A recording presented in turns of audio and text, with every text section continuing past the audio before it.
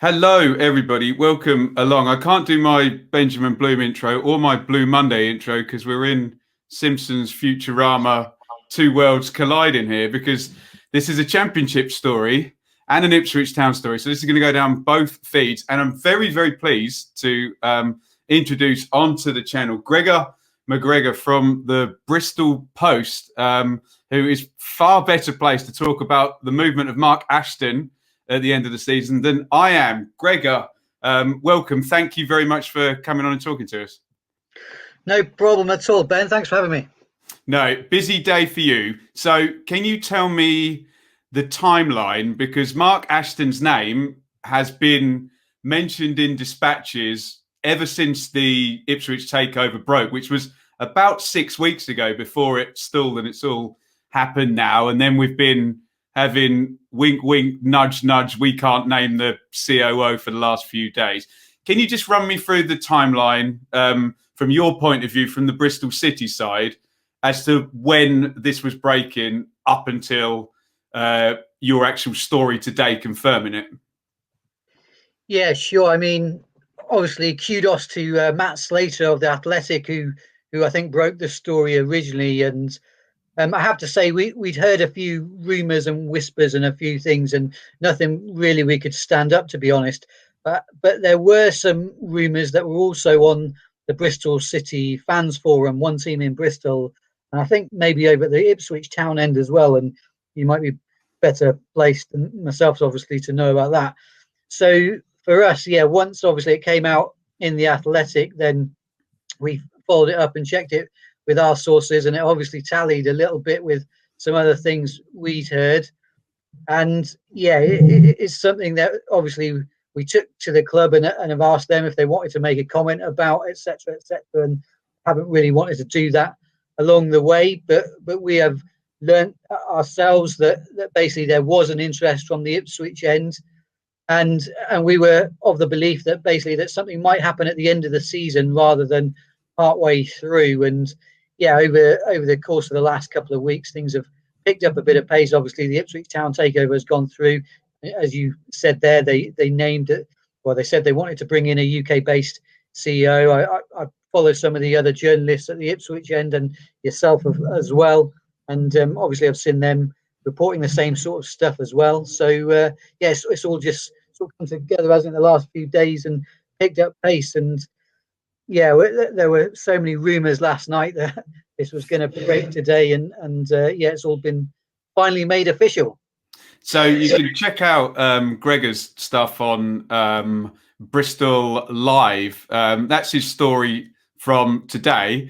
You were very in the know, weren't you? Because there was something nice and ready to go from you this morning as well, which has been shared in a few WhatsApp groups that I was in as well. So that's what you've gone with at just 2:45. So we've got you right after this. And just quickly, how's this going to work for the rest of the season? Because I don't know about you, but I wouldn't like to be going into work knowing that I was going somewhere else. Is this going to be some kind of odd handover? Because we know football is all about preparation for next season, and Nigel Pearson is there at Bristol City on a short-term contract, which hasn't quite been followed through. This doesn't feel, from a Bristol City point of view, like the most desirable situation for the last, essentially the next 6 weeks, basically. Yeah, it's a big question we've got about the timing here, actually, and for all this to come out now, why not delay it to the end of the season, or do it right early on? So I guess obviously it depended on when the takeover went through, etc. And yeah, you're right. It's very awkward because, especially if you guys were to make a late run and get up and promoted, and then essentially we're sending the CEO from over here over to you. And the club has already said many times they're working on things for next season at the moment. They've got it's quite public that we've got some 14 players out of contract this summer. There haven't been too many contract negotiations going on over here. That's something that's to come. There are moves in the transfer market being made. I know the club hasn't made any any concrete moves just yet, but they are assessing targets and things like that. Obviously, we all know you need to have your short list of men that you want to bring in. So that's all taking place at the moment. Nigel Pearson is on record as explaining that he's part of all that process over here, and Mark Ashton oversees all of that, and he's central to everything. So you're absolutely right. It is a little bit awkward. Obviously, it doesn't seem like he's going to be put on gardening leave, so there is a lot of trust over at this side, and maybe that is fundamental, because he's obviously been given a lot of power really by the owning Lansdowne family over at Bristol City, and I'm sure we'll come on to that. But yeah, we'll see how it pans out, I guess, over the final 3-4 weeks of the season. It does seem to be some strange conflicts of interest, and we know that even though deals are announced on July the 1st, we know that they're done before then, and Bristol City are somewhat on the beach already, neither going up nor going down in the Championship. So, and he's going to be carrying an awful lot of knowledge of one club straight into another. It does feel odd. I suppose the obvious question, and this is more down the Ipswich end, is could you tell Ipswich supporters, who is Mark Ashton? When did he arrive? And what did he do? What was his role at Bristol City? Well, he arrived in an official capacity in January 2016, and the context, I think, is a lot here. He arrives in just literally days after Steve Cottrell was sacked, but he had been at the club previously doing consultancy work. He had a company called Tactical Change, and they helped out on the recruitment front. They also helped out in some other ways behind the scenes with the Lansdowne family, putting in the apparatus behind the club to improve their recruitment. And he's come into the club officially on, as I say, January 2016 as the chief operating officer originally, and he was then promoted to chief executive officer, I believe, a year later. I think it's July 2017, and that's the position he's been in for the last 4 years. So he's been officially with the club 5 years, and yeah, in that time, obviously a lot has happened, and the club has chiefly stabilised, I guess, in the Championship for the main part. I'm just going to, Gregor, just for Ipswich fans, I'm just going to put up the league finishes there. So you can see promoted in 14-15 under Steve Cottrell, and then 18th Championship, 17th, 11th, 8th, and 12th, mainly under Lee Johnson, which, from what you're saying, the timing, they pretty much come together, and then latterly Dean Holden, which I'm sure we'll talk about in a minute, and now Nigel Pearson. Sorry, Gregor, I just wanted to put that up for the Ipswich fans. Do you want to just keep rolling from there? Yeah, you're spot on, Ben, and they almost appear as a double act for Bristol City. And yeah, looking at the final league positions there, you can see that they've had pretty much 3 or 4 years of progress, and it sort of fell apart a little bit last year. And obviously we've also had the pandemic come in then as well, unfortunately. And yeah, that last year was the first year that they sort of started going back down the league. And then with Dean Holden coming in this year, and for a number of reasons, they have regressed and gone backwards in the Championship, whereas before the narrative was all about them year on year climbing up the leagues, getting towards, which is their self-avowed aim, to make it to the Premier League. And yeah, what we can't ignore from over the west side of the country is that there's been so much rejoicing from Bristol City fans, and I'm sure we're going to come on to this. It struck me as a bit like the end of the Return of the Jedi, almost, when the Death Star blows up and you've got all the rejoicing on all the planets and everything, Ewoks dancing, etc., etc. It's been a little bit like that on my timeline today, but I do feel that some of the City supporters don't fully appreciate a lot of the work he's done, because a lot of that stuff has been behind the scenes, and it's been the infrastructure of the club that essentially hasn't really had a tangible effect on the grass. It's things like the stadium coming together. It's beautiful now, isn't it? Yeah, yeah. I think it's one of the best in the Championship. I'm obviously biased, but I really do think it's up there, comparable with many stadiums.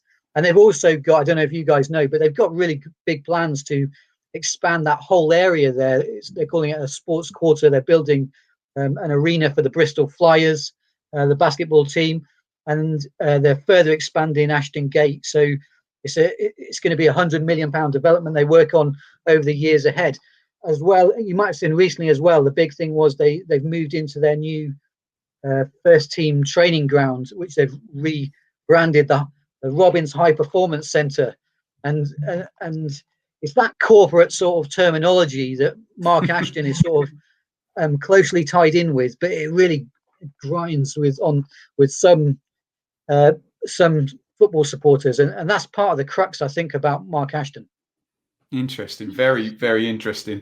So what is his legacy there? Because, and I mean, this kind of parlays in a bit with his role, because I dare say we're starting to see a couple of similarities with Ipswich, essentially. I know Bristol is obviously possibly more viable, big location in terms of demographic for growth long term, but this idea of a wealthy owner at a Championship club who are just kind of struggling to go against the parachute teams and get into the playoffs, and the fans perhaps expecting, and I don't know, it feels a little bit like you would have got a lot of Ipswich fans as McCarthy went out of Ipswich. I'm feeling some parallels here, even though the jobs were very different. What is his legacy? Because we can go on to some questions which will perhaps frame the mood that you were suggesting earlier. What is his legacy? And before you answer, Gregor, let me just quickly put up, that is Bristol City's record sales. And literally most of the top 10 have all been under Ashton's watch. Obviously, Adam Webster will be hugely familiar to Ipswich fans. Turned around Lloyd Kelly through the youth sort of setup, and Codger, Reed, Brownhill, Flint, Bryan, and Tomlin, and then you're going back. But it's kind of interesting that you're going back. You see Andy Cole down there as well. That as from what I could see, we were going. Brentford were the masters of recruitment in the Championship, and then it was Bristol City, wasn't it? Yeah, I mean, on the recruitment, that's something the fans really hold against him, and I think it's a little bit unfair this way, and I'll explain that. I mean, yeah, without doubt, he's brought in some astronomical fees for players. Adam Webster was sold for a club record. I think they, in the space of sort of 12 months, that we had 3 or 4 club record sales, and it hasn't been all about the sales either. We've spent a lot of money over this way on players coming in, and there have been, without doubt, hits and misses. I think this season is colouring a lot of Bristol City fans' opinions, and the club really has not done well. I mean, you have to factor in that when Dean Holden came in, he won his first 4 league games, and they were top of the table straight away. And it's been a slow descent ever since. And the problem has been that over the last 2 or 3 seasons, in every second half of the season, the club has fallen away. So it's become really frustrating for the fans. And also, when you then factor in that it's been 4 or 5 years of hearing the same thing, and the football has got a bit worse on the pitch this season, I do understand it from Bristol City supporters' point of view that it hasn't gone particularly well of late. But I do think there are various things that Mark Ashton can take a lot of credit for. The sales, yes, absolutely. He negotiated pretty much all those deals that you were mentioning there, and got a tremendous fee for Adam Webster. I mean, they had much a lot to the frustration of many Ipswich fans. Yeah, well, they had a lot of interest from Aston Villa originally in him in that summer, and they turned down some really huge bids from Villa, and it wasn't until very late in the window they sold him for a mega fee. But then they actually replaced him really with Ashley Williams on a free transfer. It wasn't until the following summer when they brought in Alfie Mawson really as a really quality replacement. And the problem has been that Alfie Mawson has been injured for so much of this season. So I'm sure we'll speak more about the injuries in a bit. But yeah, in terms of the recruitment, it's a little bit of a difficult one because Mark Ashton has always been very, very clear that the manager has always had the final say on transfers. He's made that abundantly clear. We've asked him so many times ourselves in interviews, and he's always relaying. He'll say it to you guys that the final decision is always made by the manager or head coach. But he sits essentially in a central position with everything happening at the club around him. He's responsible for the day-to-day running. And everybody reports into him, the media team, the medical team. He's responsible for the scouts, his recruitment team that he set up there as well. And it's believed that he basically provides the targets for a manager or head coach to then choose from. So that's part of it. And when Lee Johnson was in charge, he explained, however, that if he wanted to, he could bring his own targets to the table. So it wasn't exclusively, you've got to choose from these targets. It was, here's what we recommend. And if Lee Johnson wanted to, he could say, well, what about this guy? And they say, okay, yeah, fair enough. But it was a case of that Lee Johnson didn't have the time to do all that recruitment himself. So he wanted to basically farm it out elsewhere. And that's where Mark Ashton and his recruitment team came in. And yeah, basically, he has to take some of the flack, I suppose, for some of the transfers not working out. But ultimately, it was always a case of that anybody coming in did so on the yay or nay of Lee Johnson, mostly, or later on Dean Oldham. In terms of what he leaves off the pitch and on the pitch when he goes, okay, there doesn't appear to be a Adam Webster or a Lloyd Kelly, but the goalkeeper Bentley's very good, isn't he? Thomas Callas is high-end Championship centre-half. Backinson and Semenyo are good young players there. There are saleable assets. It seems like Masengo's a bit of a bust so far, which was one of the expensive ones. And then there's sort of Wells, Chris Martin, who are good. So essentially, my glass is very half full, the infrastructure's better, the club are further up the table, and although they don't necessarily have the giant Webster sale or Lloyd Kelly sale, it's a decent enough squad there for Pearson to work with. Am I being too optimistic to say he's leaving the next guy something good to take forward? No, I don't think you are. A lot of fans will argue with you and say you are, but I don't agree with a lot of their assessments. Maybe I'm just seeing some of the louder ones on social media, but you're not wrong with those players you mentioned there. I'd actually argue with you that Noah Masengo he's been Bristol City's best player the last few weeks. He's no age as well, is he? Yeah, he's 19 years old. Yeah. Incredible. And yeah, I've got no doubt that if they sold him this summer, I don't think they're going to, but if they did want to, then they would get an 8-figure sum for him. Okay, I'm sure. I stand corrected. And on Antoine Semenyo, we've reported already. Actually spoke to his agent, got a quote from his agent on there being interest in Antoine Semenyo, and that's from the Premier League. If they wanted to sell him, then they'd get a very, very high figure. There's already been some talk around sort of £10 million or so. So I'd completely disagree with Bristol City fans who say that he's leaving nothing in this squad. There's a lot there.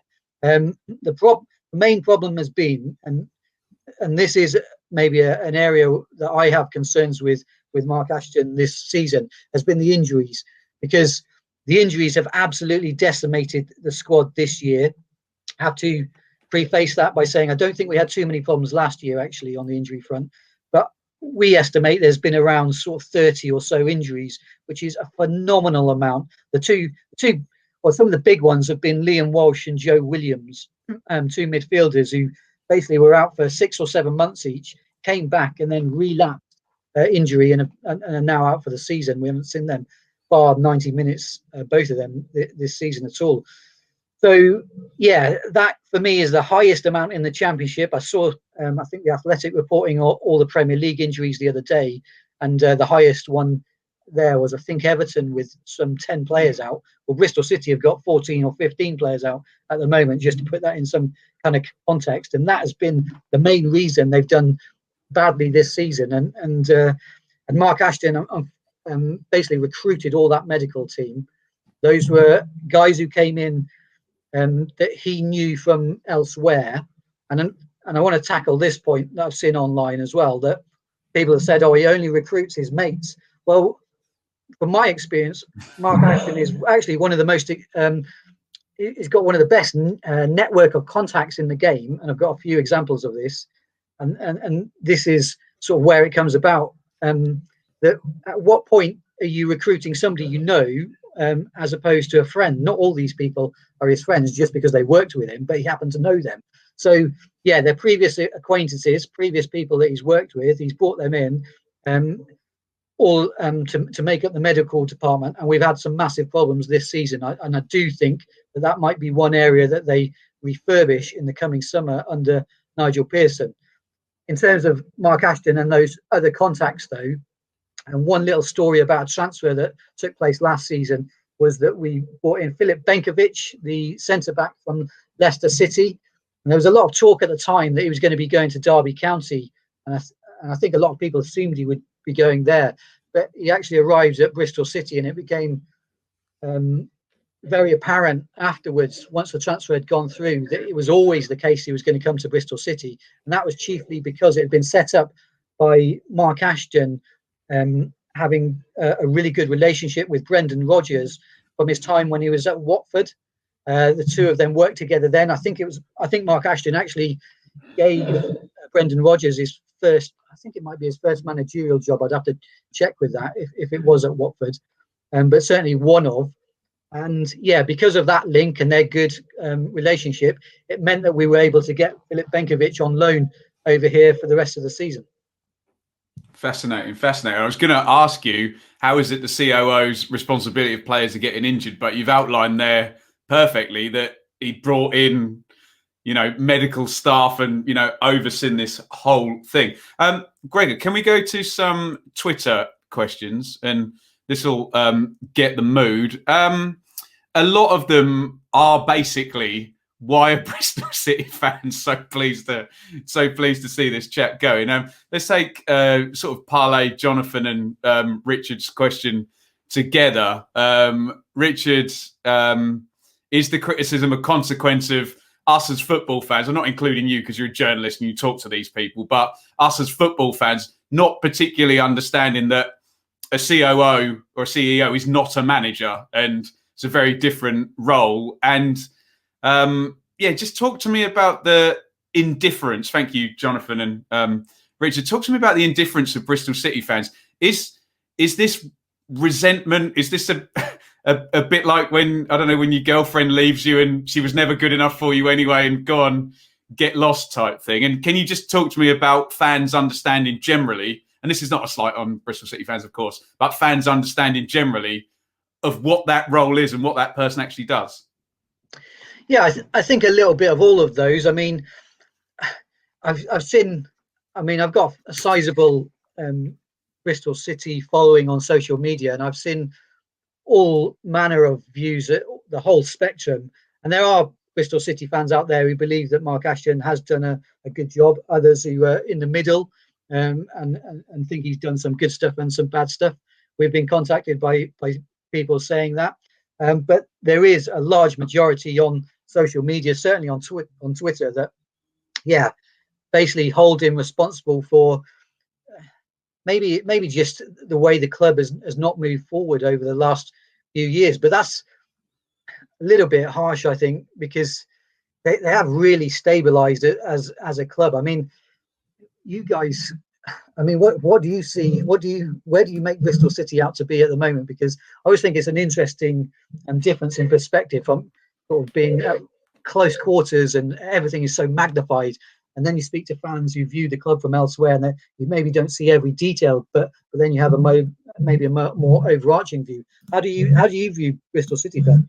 I'm probably the wrong person to ask because I'm an absolute championship nerd. But my perception from the outside is this is a club trending upwards. I remember going there in the late 90s. My sister went to Cardiff and Ipswich won 1-0. I think Kieran Dyer set up Richard Naylor or something. And it was a bit run down. And, you know, they were between the third tier and the second tier. And I remember they had Adi Akinbaye and he was very good. And then they had to sell him on. And you sort of go there now and there's this gigantic stand. And God, compared to Portman Road, what they've done with the concourses and everything behind, and you know, I always go and sit up near you in the top tier of that, and it's huge behind there, and everything's very slick and nice looking, and there's this sense of a club trending in the right direction. And we've always heard about the Bristol catchment area, and then just I genuinely hold the belief that if you don't have parachute money in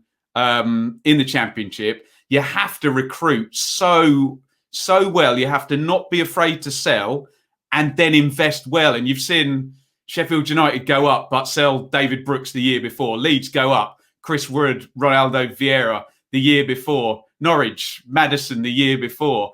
And I genuinely thought that Bristol City were on that incline until this season. But it's so hard to keep Bobby Reid, Codger, Brownhill, etc., etc. And I think from the outside, you saw a club that was, look, obviously there's your Huddersfield and your Sheffield United who have managed to go straight through. Maybe Barnsley will do it this season. But I always had Brentford as the Dons of recruitment, and then Bristol City as the next run down. So, and that's me as a nerdy Championship YouTuber. I would suspect Ipswich fans would suggest that pre-Ashton, and I'm not putting this down to Ashton, Ipswich were there and Bristol City were there. And, you know, Ipswich are obviously at the lowest ebb for 60 years. But if I'm a football manager and I can't get a parachute job in the Championship, I'd take the Bristol City job for goodness sake. So I'd have it in that tier, just below Brentford probably, as a job really worth having in the Championship. Is that anywhere near what you think from the inside? Yeah, well, yeah, it is. It tallies with what I think of the club, and yeah, I have to add in, I'm not a Bristol City fan actually. So I maybe look at it in a slightly more detached way than some of the fans would. But just to sort of add one point from their point of view, which is a fair one actually, is that one of the things that Mark Ashton has presided over since he joined the club is, tremendous progress of the club infrastructure, and at the same time, a turnover of staff. There's been an incredible turnover of staff, and I think if you look back at his the jobs he's done at other clubs, chiefly Watford, Oxford, and Wickham, then I think that there might be something in that as well. And what we've seen is so many of the support and central staff of the club have eventually been moved on, and I hate to use the word upgraded, but sort of more specialists come in. And one example of that is that we had a press officer who's really well respected over this way. He was Bristol City through and through. He was there at the club for 17 years, and then he was made redundant. And a month or two later, they brought in the head of media who'd looked after the British and Irish Lions. So you can see it's that kind of recruitment. Yes, yeah, absolutely. I guess you're right. It is ruthless to an extent, and maybe some people will say, well, okay, I can understand it because it's the club pushing forward and wanting to do things better. But at the same time, you can argue that maybe the club was losing a little bit of its soul, especially if it didn't do it the right way. And maybe this is another point: is it the thing with Mark Ashton is a question I have is whether he's always communicated the right way with the fans.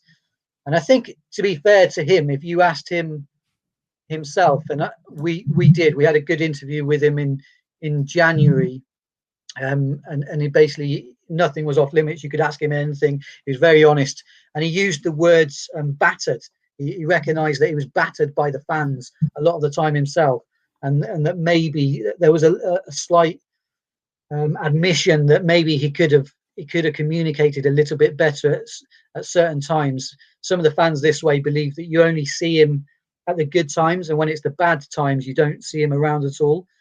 And I think from having spoken to him, I think from his point of view that he doesn't want to be out there talking necessarily all the time if there's nothing to talk about. I think it's more of a case he'll pop up at the end of the season and at maybe the halfway point, but you might not hear from him every week, and maybe that's something that he'll have to improve on when he goes over to Portman Road. Brilliant. Thank you, everybody, for the questions. I think we've got the mood. Just one more from me, Gregor, because I don't want to keep you too long. So here's Mark Ashton. This is what he's walking into. Essentially a club that's just gone 13 years under Marcus Evans. And some would argue that Marcus Evans, after FFP tightened and Parachutes got a bit bigger and Mick McCarthy made the playoffs, maybe lost a little bit of interest in propping up too much in terms of the losses there. So Mark Ashton's walking into this that's just been taken over. I'm not going to pretend I know how much money the hedge fund have got, but obviously that needs to be worked within FFP and salary caps compared to turnover, as they've now gone back to. What you do have is a slightly tired-looking stadium and a slightly disconnected fan base. What do you think Mark Ashton will do? What's going to be his his sort of, how's he going to breeze through this club and give us some optimism here? Well, yeah, certainly on the club side. I know on the commercial side he's very, very highly rated. He identified a lot of revenue streams for the club to make money, and certainly the business side of things, Bristol City have done pretty well over the last few years. I mean, just to tie it back to the Robins for a second again, they made a profit in their annual accounts actually last season for the very first time since Steve Lansdowne has been in charge, which is some 25 years I think it is now. Wow. So, yeah, that was a big tick in the box for him, although it was chiefly built on selling players. But Gregor, no one makes a profit in the Championship. No, absolutely. It's absolutely ridiculous, isn't it? Yeah, it's crazy. So that's not sustainable over this way. Just coming back to your question, though, I would expect him to certainly look into how they can refurbish Portman Road. I mean, you'll know much better than me. I've been over to Portman Road the last few times. Obviously, Bristol City have played over there, and I always love the pictures you've got on the walls over there on the. Bristol City always won as well the last few games, didn't they? Yeah. Last time I came over, I had a strange situation where I couldn't understand Paul Lambert in the press conference, and I asked him a question, and he'd replied to me, and I couldn't work out what he was saying with his strong Scottish accent. He had to say it about 4 times in a row. But yeah, no, I certainly expect him to look to maybe revamp the stadium if that can be done. Look at new revenue streams. What are your training facilities like? Can they be improved at all? Some of the good work he's done over this way has included also the expansion of the Robins Foundation and all the community work that goes on locally. Also the building up of the women's team. I think he is I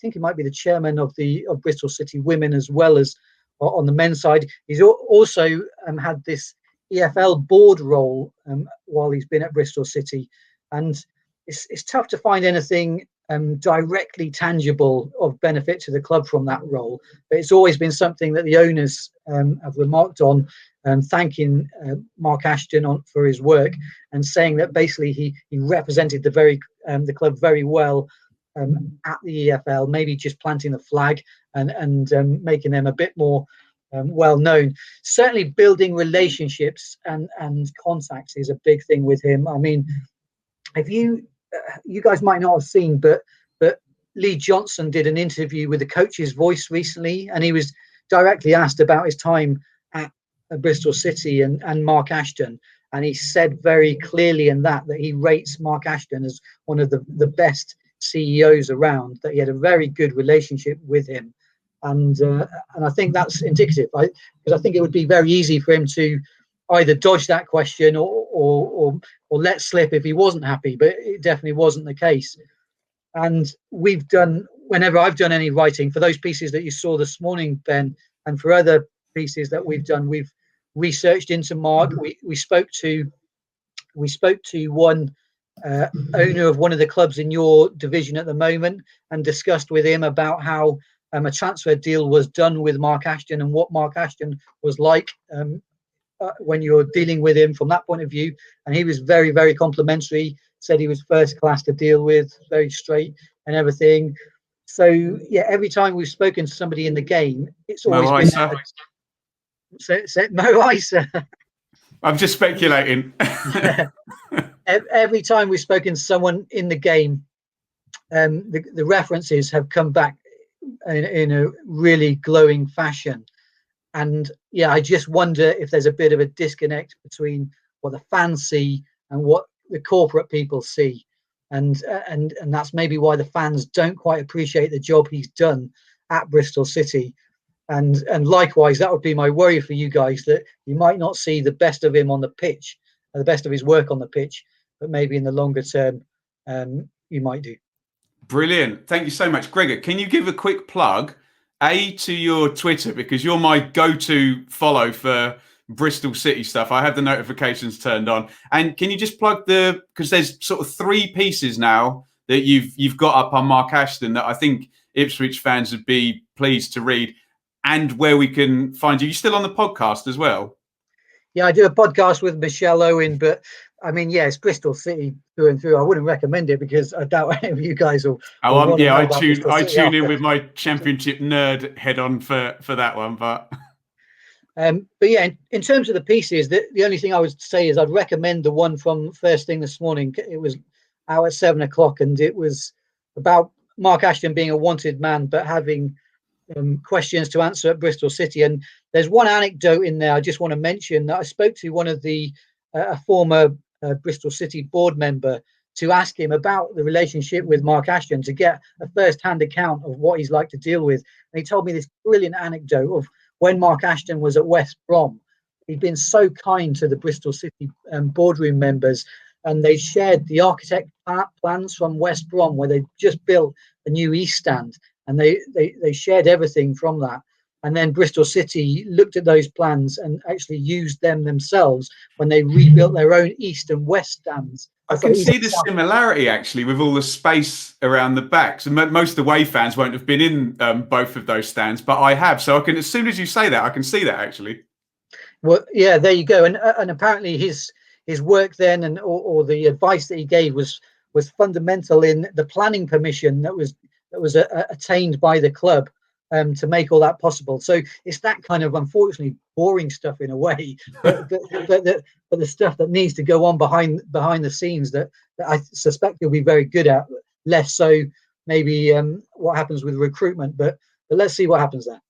And all of those pieces, what's the website where people can find Bristol Post?